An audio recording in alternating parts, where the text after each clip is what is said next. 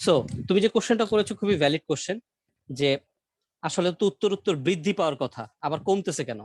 কারণ তুমি যখন নর্মালি চিন্তা করো যে তুমি যে বিন্দু দিয়ে শুরু করেছো সেও শূন্য, যে বিন্দু দিয়ে শেষ করছো সেও শূন্য, তাহলে নিশ্চয়ই মাঝখানে এরকম কোন একটা ভ্যালু রয়েছে যেই ভ্যালুটা ম্যাক্সিমাম ভ্যালু হওয়া উচিত। কারণ শূন্য থেকে তুমি এক বিন্দু সামনে আগানো, এক পা সামনে আগানো মানেই কি তুমি পজিটিভ ভ্যালু দিচ্ছ। পজিটিভ ভ্যালু মানে কি 1 2 3 4 5 6 7 8 9 10, এগুলোই তো পজিটিভ ভ্যালু, তাই না?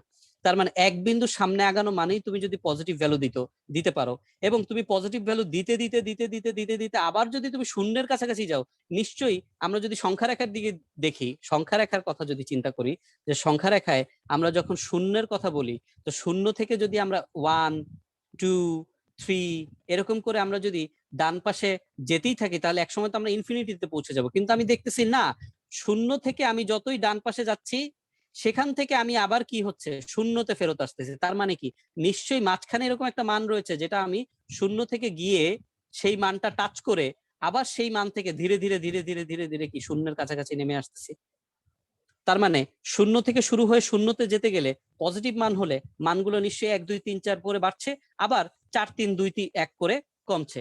যদি সেটা নেগেটিভ ক্ষেত্রে হয়, এ বিন্দুর মানও শূন্য, বি বিন্দুর মানও শূন্য, নিশ্চয়ই তাহলে এ বিন্দু থেকে বি বিন্দুর ডিরেকশন যেহেতু নিচের দিকে, তার মানে ঋণাত্মক ঢাল। সো ঋণাত্মক ঢাল যদি হয়, তার মানে নিশ্চয়ই -1 -2 -3 এগুলো ফলাফল হবে। তার মানে প্রথম বিন্দুতে -1, দ্বিতীয় বিন্দুতে -2, তৃতীয় বিন্দুতে -3, এরকম করে মাঝখানে নিশ্চয়ই এরকম কোন একটা বিন্দু। আমি বলছি না এগুলো এক্সাক্ট মান, এগুলো কিন্তু আমি এক্সাক্ট মান বলিনি, আমি বোঝানোর জন্য বলছি যে এইগুলো নিশ্চয়ই মাঝখানে একটা ভ্যালু পাবো, সেই ভ্যালুটা হয়ে আবার সে কি করবে, পুনরায় জিরোতে ব্যাক করবে। -3 -2 -1 হয়ে সে আবার কি করবে, জিরোতে ব্যাক করবে। আমি কি বুঝাতে পেরেছি? জি স্যার। Okay fine. এখন আসো আমরা এই যে এ থেকে বি এর গ্রাফটা অঙ্কন করব। এ থেকে বি এর গ্রাফ পুরোটাই তো ঋণাত্মকে, তাই না? তাহলে ঋণাত্মক মানে কি ওয়াই এর মান ঋণাত্মক, তার মানে কি নিচের দিকে হবে না, এই যে ওয়াই প্রাইম এই দিকে না আমার ঋণাত্মক মানগুলো। তাহলে খেয়াল করো, এই ধরো এই বিন্দুটা আমি ধরে নিলাম, এই যে বিন্দু, এই বিন্দুটা হচ্ছে ধরে নিলাম ই বিন্দু, এই বিন্দুটা আমি কি ধরে নিলাম, ই বিন্দু, ঠিক আছে? এই যে ই বিন্দুটাতে, এই সাপোজ এই যে এই যে 4, এই বিন্দুটা হচ্ছে ম্যাক্সিমাম নেগেটিভ, ম্যাক্সিমাম নেগেটিভ, এটা হচ্ছে নেগেটিভ ভ্যালু এইটুকু গ্রাফের জন্য আর হয় না, মানে এ থেকে বি এর জন্য আর হয় না।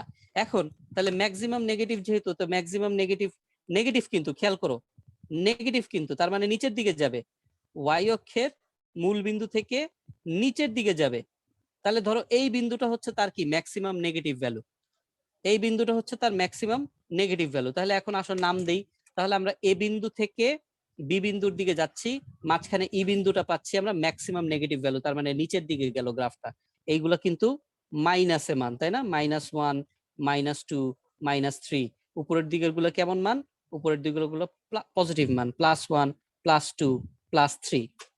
তাহলে যখন এ বিন্দু থেকে বি বিন্দুতে যাচ্ছি, তার মানে কি এ বিন্দু থেকে ধরো আমি যাচ্ছি negative negative negative negative negative, ই বিন্দুতে যে আমি সর্বোচ্চ নেগেটিভ বিন্দুতে গেলাম, আবার ই বিন্দু থেকে যখন আমি আবার বি বিন্দুর দিকে যাচ্ছি, তখন এই যে -4 অ্যাচিভ করলাম, -4 -3 -2 -1। তার মানে কি এ বিন্দু থেকে বি বিন্দুতে যাওয়ার গ্রাফটা ই বিন্দু হয়ে এই রকম ভাবে চলে গেল। তার মানে এ বিন্দু থেকে বি বিন্দুর ঢাল আমরা পেলাম এ ই বি, বি বিন্দু থেকে সি বিন্দুর ঢাল আমরা পেলাম বিডি সি।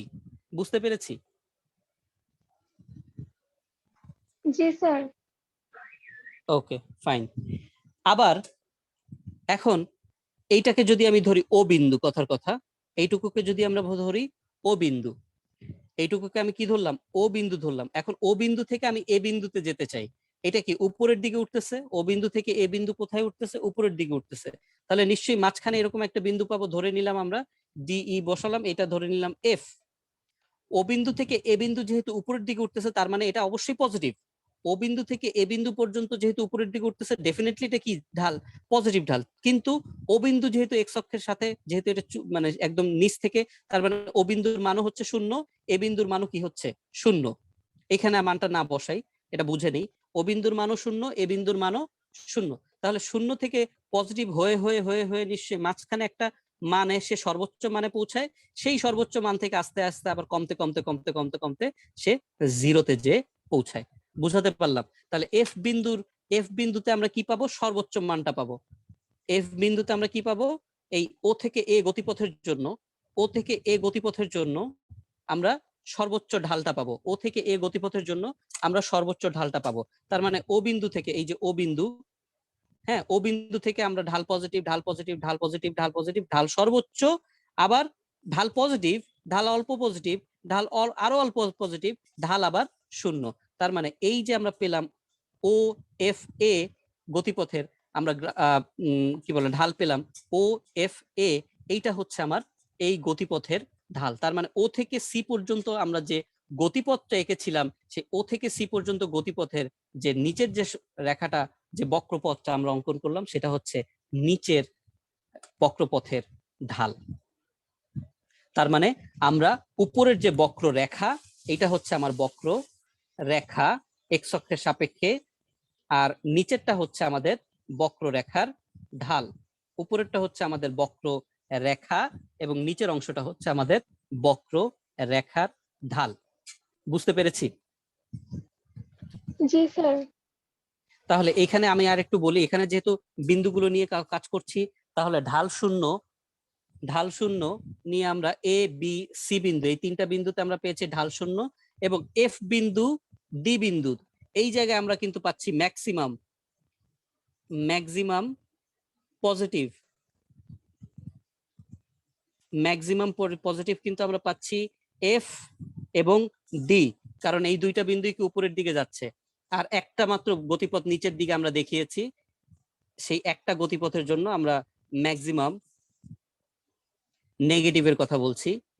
ম্যাক্সিমাম নেগেটিভ হচ্ছে এখানে, ম্যাক্সিমাম নেগেটিভের বিন্দুটা হচ্ছে ই বিন্দু।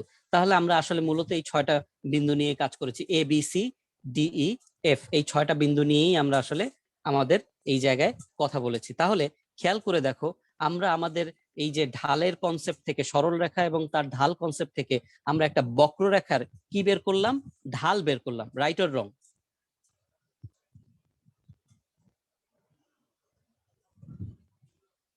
কেউ কি উপস্থিত আছো নাকি চলে গেছো? জি স্যার, আবার একটু বলবেন? ওকে, আমাদের উপরের যে রেখাটা, উপরের যে গ্রাফটা, উপরের গ্রাফটা কি একটা বক্ররেখা, রাইট? আর নিচের গ্রাফটা কি ওই বক্ররেখার ঢাল। তার মানে উপরের বক্ররেখাটার আমরা কি করলাম, একটা ঢাল নির্ণয় করলাম। তার মানে আলটিমেটলি আমরা বলতে পারি উপরের যে বক্ররেখাটা, উপরের যে বক্ররেখাটা, সেটাকে আমরা যদি বলি উপরের বক্ররেখাটির, বক্র রেখাটির ঢাল, বা স্ল্যাশ দিয়ে আমরা বলতে পারি অন্তরীকৃত, অন্তরীকৃত বক্ররেখা, অন্তরীকৃত বক্ররেখা হচ্ছে নিচেরটি, নিচেরটি। উপরের যে বক্ররেখাটি ছিল সেই বক্ররেখাটির ঢাল বের করেছি, ঢাল বের করে না বলে সেটাকে আমরা কি বলতেছি, অন্তরীকৃত বক্ররেখা। এই ঢালটাকে কেন অন্তরীকৃত বক্ররেখা বলছি সেটা নিয়ে তো আমরা ডেফিনেটলি ফার্দার আরো কথাবার্তা বলবো, ডেফিনেটলি আরো ফার্দার কথাবার্তা বলবো। এতটুকু কি বুঝতে পারলাম? জি স্যার। Okay fine. আর একটা ছোট্ট অংশ দিয়ে দেখি আমরা শেষ করব, ছোট্ট একটা অংশ, বেশি বড় স্যার না। একটু লাস্ট আচ্ছা লাইনটা দাঁড়াও, দেখুন। দেখো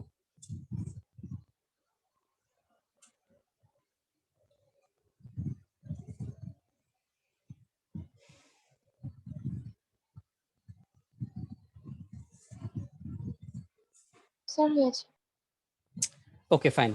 তাহলে আমরা এখন সিম্পল একটা জিনিস, আমাদের বহুল ব্যবহৃত, বহুলভাবে অনেকভাবে আসে এরকম একটা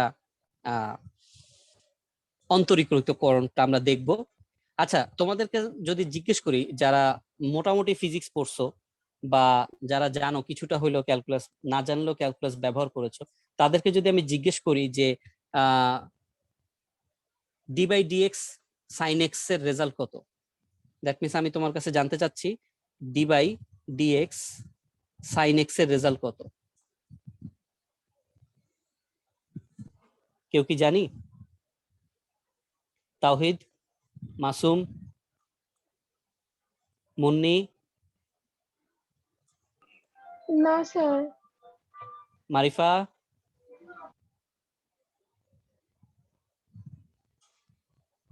নাসিবা। জি স্যার, আমি জানি cos x হবে। হ্যাঁ, cos x হবে, রাইট। ওকে, ফাইন, ভালো কথা, সুন্দর বলছো, cos x হবে। তাহলে d by dx sin x is equals to কি? cos x। ফাইন, ঠিক আছে, এটা আপাতত ভুলে যাই, এটা আপাতত ভুলে যাই। এই জায়গায় আসবো আমরা আরো পরে।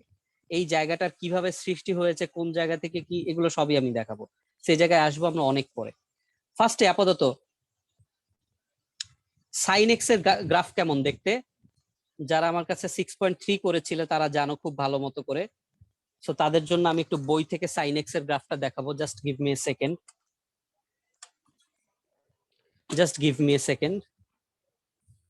আমরা একটু সাইন এক্স এর গ্রাফ দেখাবো। যারা কখনো সাইন এক্স এর গ্রাফ দেখো নাই তাদেরকে দেখাচ্ছি, তাদের জন্য দেখাচ্ছি। এটা হচ্ছে সাইন এক্স এর গ্রাফ। দেখো, এই যে এটা হচ্ছে এক্স ও ওয়াই, এইটুকু অংশ দেখো, উপরের দিকে উঠলো উঠলো উঠলো উঠলো উঠলো, নিচের দিকে নেমে আবার এই নিচের দিক থেকে উপরের দিকে উঠলো। হ্যাঁ, এটা গেল একটা পূর্ণ ঘূর্ণন আমরা বলি। হ্যাঁ, একটা পূর্ণ ঘূর্ণন বা একটা পূর্ণ কম্পন আমরা বলি। তোমরা সাউন্ড অধ্যায় পড়ে, মানে সরি 9-10 সাউন্ড অধ্যায় পড়েছো, যে একটা বিন্দু থেকে শুরু হয়ে ওই একই বিন্দুতে যদি মিলিত হয় তাহলে সেটাকে আমরা বলি একটা পূর্ণ কম্পন। এবং আমরা এই সাইন কার্ভ দ্বারা এই পূর্ণ কম্পনকে বুঝাতাম। ঠিক আছে, মনে আছে? মনে আছে? জি স্যার, মনে আছে। ওকে, ফাইন, ঠিক আছে। যদি তাহলে এটা বুঝি, তাহলে আসো আমরা একটা সাইন কার্ভ অঙ্কন করি। সো আমরা একটা সাইন কার্ভ অঙ্কন করছি। সাপোজ এই হচ্ছে আমার সাইন কার্ভ।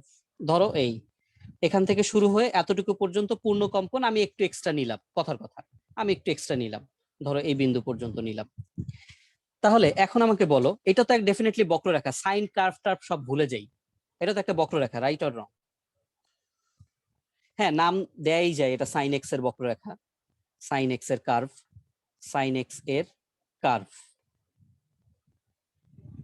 দেখো আমি যে এত মানে এত মানে সময় নিয়ে এই জিনিসটা দেখাচ্ছি, কেউ গুরুত্ব দিচ্ছে না, আই নো, যতটা গুরুত্ব দেওয়া উচিত কেউ গুরুত্বটা দিচ্ছে না, কিন্তু আসলে এটা বোঝা যাবে কয়েকটা লেকচার গেলে যে আমি আসলে কি দেখাতে চাচ্ছি। ঠিক আছে, তোমাদের ইউনিভার্সিটিতে অ্যাডমিশন টেস্ট বলো বা যে কোনো জায়গায় বলো, কোনো জায়গায় কখনোই তোমরা আর কখনো ক্যালকুলাসে আটকাবা না, আমি ওই প্রিপারেশন তোমাদেরকে নিয়ে নিচ্ছি, দিয়ে দিচ্ছি। তো এখন আমরা সাইন এক্স এর কার্ভ, সো সাইন এক্স এর কার্ভ হোক আর যার কার্ভই হোক, আমরা জানি কোন একটা বক্ররেখার চূড়া, খাদ, চূড়া, এগুলোতে কি ঢাল কি? শূন্য। চূড়া, খাদ, চূড়া, এই জায়গায় কি হবে? ঢাল শূন্য হবে, রাইট? তাহলে আমরা এখন সাইন এক্স এর কার্ভের বক্ররেখার, মানে সাইন এক্স এর কার্ভ এর ঢালের আমরা নির্ণয় করব। সাইন এক্স এর কার্ভের ঢাল আমরা নির্ণয় করবো। আসো তাহলে খেয়াল করো যে এখান থেকে আমরা কি হয়েছে, ঢাল শূন্য। তাহলে ঢাল শূন্য যদি হয় কোন একটা কার্ভের, যদি ঢাল শূন্য হয়, ঢাল শূন্য হওয়া মানে কি? এক্স অক্ষের উপরে বিন্দু, রাইট? আমরা আগের ইসেও দেখেছি, ঢাল শূন্য মানে কি? এক্স অক্ষের উপরে কার্ভ। ঢাল শূন্য হওয়া মানে কি? এক্স অক্ষের উপরে কার্ভ। Yes or no? তাহলে ইয়েস এখন স্যার। চিন্তা করো, এখন চিন্তা করো যে এই যে এখন আমি এই বিন্দু থেকে, এখন আমি যদি নাম দেই, সাপোজ এটা ও, এ, এটার নাম দিলাম বি, এটার নাম দিলাম সি, এটার নাম দিলাম ডি, এটার নাম দিলাম ই। ঠিক আছে, নাম দিয়ে বুঝাই তাহলে বুঝতে সুবিধা হবে। এখন ও বিন্দু থেকে এ বিন্দুতে আমি যেতে চাই, ও বিন্দু থেকে আমি এ বিন্দুতে যেতে চাই। তাহলে ও বিন্দু থেকে এ বিন্দুতে যেতে গেলে ও বিন্দুতেও তো ঢালের মান কত? শূন্য। এ বিন্দুতেও ঢালের মান কত? শূন্য। তাহলে ও বিন্দু থেকে আমি এ বিন্দুর দিকে যাচ্ছি, তাহলে শূন্য থেকে আমি শূন্যের দিকে যাচ্ছি, উপরের দিকে উঠতেছে, তার মানে কি আমি পজিটিভ ভ্যালু দিচ্ছি। এবং পজিটিভ ভ্যালু দিচ্ছি মানে কি, আস্তে আস্তে পজিটিভ হতে হতে হতে হতে হতে হতে মাঝামাঝি একটা জায়গায় আমি কি ম্যাক্সিমাম ভ্যালু পাবো। এবং সেই মাঝামাঝি ম্যাক্সিমাম ভ্যালু থেকে আমি কি আবার কমতে কমতে কমতে কমতে কমতে কি জিরোর কাছাকাছি আসবো। এই কনসেপ্টটা কি বোঝাতে পারলাম? জি স্যার। তাহলে এইখানে হচ্ছে আমি ম্যাক্সিমাম পয়েন্ট পাচ্ছি। আসো ম্যাক্সিমাম পয়েন্ট পজিটিভ দিকে, ম্যাক্সিমাম পয়েন্ট পজিটিভ দিকে। ঠিক আছে, ম্যাক্সিমাম পয়েন্ট পজিটিভ দিকে ধরে নিলাম, এটা হচ্ছে আমার ম্যাক্সিমাম পয়েন্ট পজিটিভ দিকে। এখন এই এ বিন্দু পর্যন্ত আমি আসলাম, ভালো কথা। এখন এ বিন্দু থেকে আমি বি বিন্দুতে নামছি, এ বিন্দু থেকে আমি বি বিন্দুতে নামছি। বলো এ বিন্দু থেকে বি বিন্দুতে নামা মানে কি? নিচের দিকে নামছি, এর মানও 0, বি এর মানও 0। এ বিন্দু থেকে বি বিন্দুতে নামা মানে কি? ঋণাত্মক দিকে নামা। রাইট অর রং? এ বিন্দু থেকে বি বিন্দুতে নামা মানে কি? ঋণাত্মক দিকে নামছি, মানে ঢাল ঋণাত্মক। জি স্যার।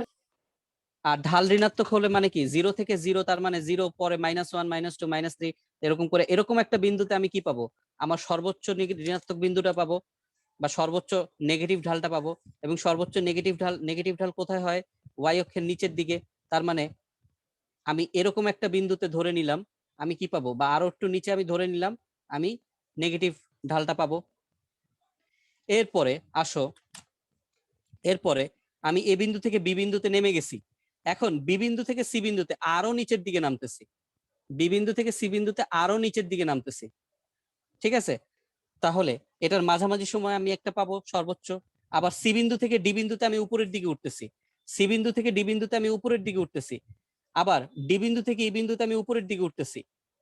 এ বিন্দু থেকে বি বিন্দুতে নিচের দিকে নামছি, বি বিন্দু থেকে সি বিন্দুতেও আমি নিচের দিকে নামছি। তাহলে দেখো এই যে মাঝের যে সর্বোচ্চ এবং সর্বনিম্ন বিন্দুগুলোকে আমি যদি পয়েন্ট আউট করি, তাহলে দেখবে আমাদের কার্ভটা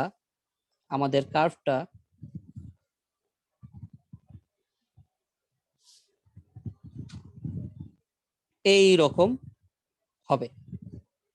আমাদের কার্ভটা এই রকম হবে, অর্থাৎ সাইন এক্স এর অন্তরীকৃত কার্ভ, অর্থাৎ সাইন এক্স এর ঢাল, অন্তরীকৃত কার্ভ, বা এটাকে আমরা এভাবে বলতে পারি সাইন এক্স এর ঢাল, সাইন এক্স এর অন্তরীকৃত কার্ভ বা সাইন এক্স এর ঢাল। এখন তোমরা একটু আবার বইটা তোমাদেরকে ওপেন করায় দেখাই যে সাইন এক্স এর অন্তরীকৃত কার্ভ এর চেহারাটা কেমন। এই যে উপর থেকে শুরু হয়ে নিচ হয়ে আবার কি এখানে গেল। এখন দেখো যে আমরা যদি একটু তোমাদেরকে কজ এক্স এর গ্রাফটা দেখাই, দেখো তো, আমরা তোমাদেরকে কজ এক্স এর গ্রাফটা দেখাচ্ছি। এই যে এক্স ওয়াই, এটা হচ্ছে মূলবিন্দু ও। তাহলে দেখো এই যে শুরু হয়ে নিচের দিকে নেমে নিচ থেকে শেষ হয়ে আবার উপরের দিকে উঠলো। তাহলে এই গ্রাফ দুটিকে যদি তোমরা পাশাপাশি দেখো, এই যে উপর থেকে শুরু হয়ে নিচ হয়ে আবার কি উপরের দিকে উঠলো, এই গ্রাফটাও কি উপর থেকে শুরু হয়ে নিচ হয়ে আবার কি উপরের দিকে উঠলো। তাহলে আমরা উপরের কার্ভটা হচ্ছে সাইন এক্স এর কার্ভ, যেটা আমরা দেখালাম, এবং নিচের কার্ভটা কি? কজ এক্স এর কার্ভ। নিচের কার্ভটা কার কার্ভ? কজ এক্স এর কার্ভ। এবং কজ এক্স এর কার্ভটা আসলে কিভাবে পেলাম? সাইন এক্স এর কার্ভটাকে অন্তরীকৃত করে বা সাইন এক্স এর কার্ভের ঢাল নির্ণয় করে। তাহলে সাইন এক্স এর কার্ভের যদি অন্তরীকরণ করি, তার মানে ডিডিএক্স অফ সাইন এক্স যদি করি, তাহলে আমরা কি পাচ্ছি? কজ এক্স পাচ্ছি। ডিডিএক্স অফ সাইন এক্স যদি করি, তাহলে আমরা কি পাই? কজ এক্স পাই। Right or wrong? বুঝতে পারছি কি পারিনি? জি স্যার স্যার। আবার একটু বুঝিনি। উপরের যে কার্ভটা সেটা হচ্ছে সাইন এক্স এর কার্ভ, সিম্পল, আমরা দেখালাম এক্সাম্পলে। আর নিচের যে কার্ভটা সেটা আমরা নির্ণয় করলাম সাইন এক্স এর ঢাল, সাইন এক্স এর ঢাল। এখন সাইন এক্স এর ঢাল নির্ণয় করার পর আমরা দেখতে পাচ্ছি যে সাইন এক্স এর ঢালটা হচ্ছে হুবহু কজ এক্স এর গ্রাফ। সাইন এক্স এর ঢালটা হচ্ছে হুবহু কজ এক্স এর গ্রাফ, আমরা বই থেকে দেখালাম। তুমি নিজেও নির্ণয় করে দেখতে পারো যদি আমার কনসেপ্টগুলো তোমার মাথায় থাকে। সাইন এক্স এর কার্ভকে অন্তরীকৃত করে ঢাল পেলাম, সেই ঢালের যে চিত্রটা সেটা হুবহু কি কজ এক্স এর মতো। অর্থাৎ সাইন এক্স কে যদি অন্তরীকরণ করা হয়, তাহলে আমরা আলটিমেটলি কি পাই? কজ এক্স পাই। ঠিক একইভাবে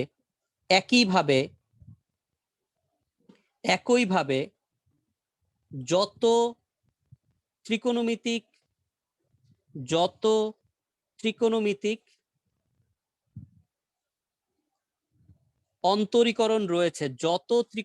অন্তরীকরণ রয়েছে আমাদের ম্যাথমেটিক্সে, অন্তরীকরণ রয়েছে সকল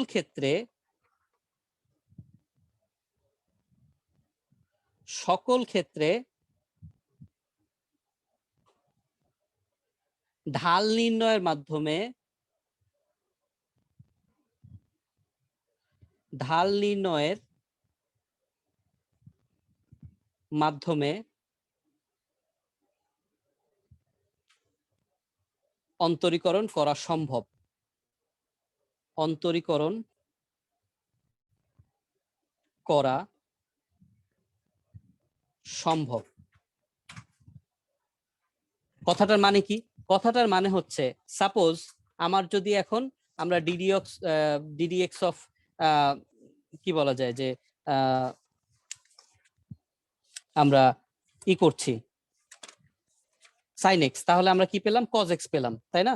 এখন যদি আমার আরেকটা ত্রিকোণমিতিক ফলাফল দেয়, আমি একটা ত্রিকোণমিতিক অঙ্ক বের করে নিই, তারপরে সেটার মানটা আমি দেখাচ্ছি। ধরো আমি এখানে করলাম ডিডিএক্স অফ tan x, তাহলে tan x এর তো নিশ্চয়ই একটা কার্ভ আছে না? tan x এর একটা গ্রাফ আছে না? হ্যাঁ কি না? tan x এর কি একটা গ্রাফ আছে কি না? জি স্যার আমরা কি আছে। 6.3 করেছি? যারা প্রথম দিকে ছিল তারা করেছি। সো tan x এর একটা গ্রাফ আছে। সো tan x এর গ্রাফ থেকে অন্তরীকরণ ভুলে যাই, tan x এর গ্রাফটাকে যদি আমরা ঢাল নির্ণয় করতে পারি, tan x এর গ্রাফের যদি ঢাল নির্ণয় করতে পারি, তাহলে tan x এর গ্রাফটা ডেফিনেটলি দেখাবে হচ্ছে sec স্কয়ারের গ্রাফের মতো। sec স্কয়ারের যদি গ্রাফ নির্ণয় করি, তাহলে tan x এর গ্রাফটা হুবহু মানে tan x এর যদি আমরা গ্রাফকে ঢাল নির্ণয় করি, তাহলে সেটা হুবহু কি sec স্কয়ার গ্রাফের মতো দেখাবে। অর্থাৎ আমি যে জিনিসটা বোঝাতে চাচ্ছি যে আমরা এরপরে মূল নিয়মে অনেক কিছু করব।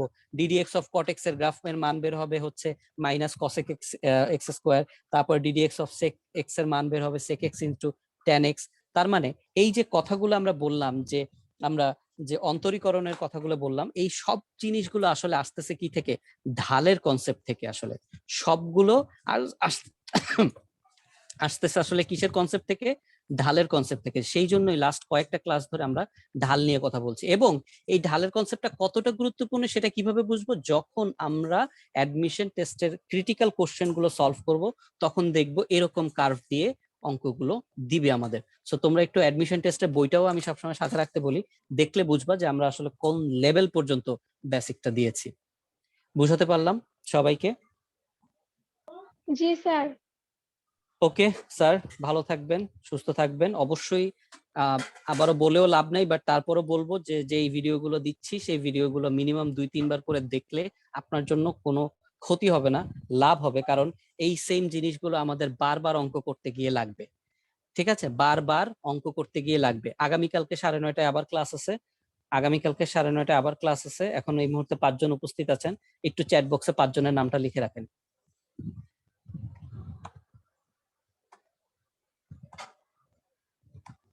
মাসুম, তোমার বন্ধুদের কি খবর?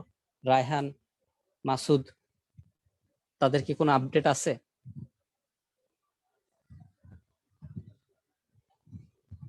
মাসুদ বাড়িতে জানি, রায়হানের কি খবর?